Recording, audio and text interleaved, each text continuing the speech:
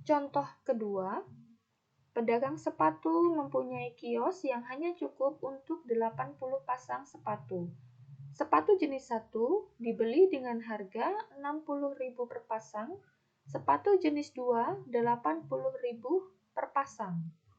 Modal yang dimiliki adalah 30 juta rupiah.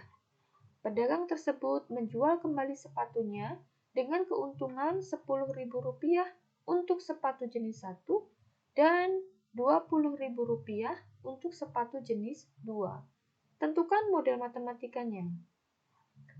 Pertama, kita harus buat pemisalannya terlebih dahulu. Apa yang kita misalkan? Lihat di soal. Di soal ini ada sepatu jenis 1 dan sepatu jenis 2. Kedua sepatu inilah yang nanti kita buat pemisalannya. Misalkan X-nya adalah banyaknya sepatu jenis 1 dan Y adalah banyaknya sepatu jenis 2. Setelah itu, kita buat model matematikanya. Lihat kalimat pertama. Pedagang sepatu mempunyai kios yang hanya cukup untuk 80 pasang sepatu.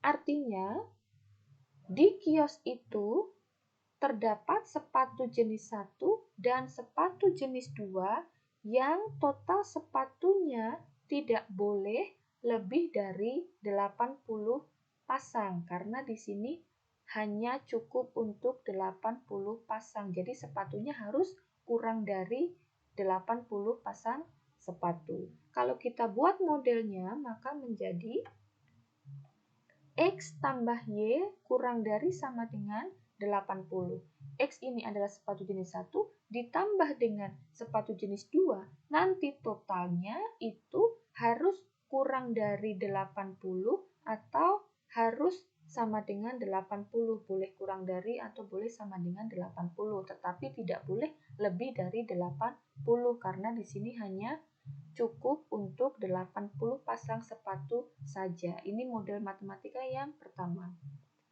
Sekarang kalimat selanjutnya.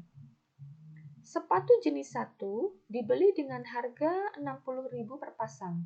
Sepatu jenis 2 80.000 per pasang. Modal yang dimiliki adalah 30 juta rupiah. Artinya, pedagang sepatu itu membeli kedua jenis sepatu ini, total harganya tidak boleh lebih dari 30 juta rupiah karena dia hanya mempunyai modal sebesar 30 juta rupiah saja.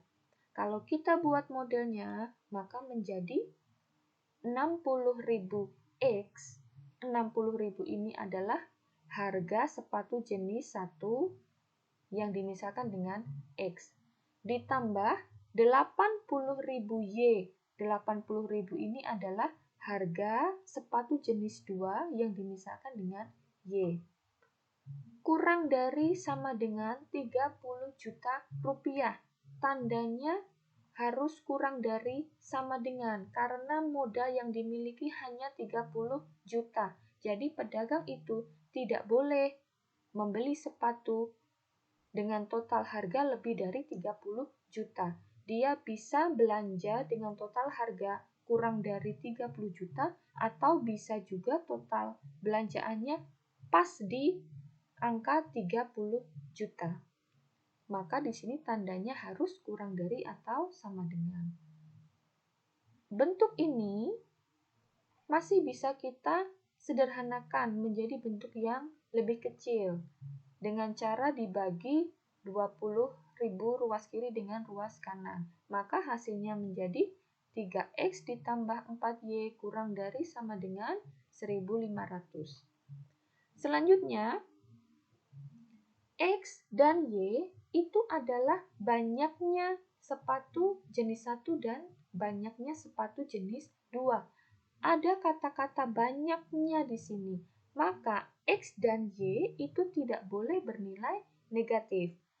Jadi, di sini kita buat model matematikanya adalah X dan Y itu selalu lebih dari sama dengan 0. Artinya X dan Y ini selalu bernilai positif, tidak boleh bernilai negatif karena X dan Y itu adalah badannya sepatu. Kemudian kalimat selanjutnya. Pedagang tersebut menjual kembali sepatunya dengan keuntungan Rp10.000 untuk sepatu jenis 1 dan Rp20.000 untuk sepatu jenis 2. Kalimat ini termasuk dalam kalimat untuk mencari keuntungan dari pedagang. Maka kalimat ini termasuk dalam kalimat fungsi objektif. Nanti kalau misalnya ada soal yang di situ ada kata-kata keuntungan atau kerugian, berarti itu termasuk dalam fungsi objektif. Untuk membuat model matematikanya seperti ini. F, X, Y.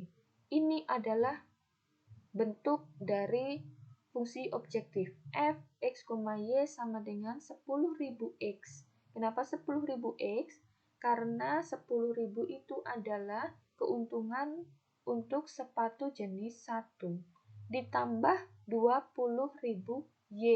20.000 itu adalah keuntungan untuk sepatu jenis 2. Jadi kalimat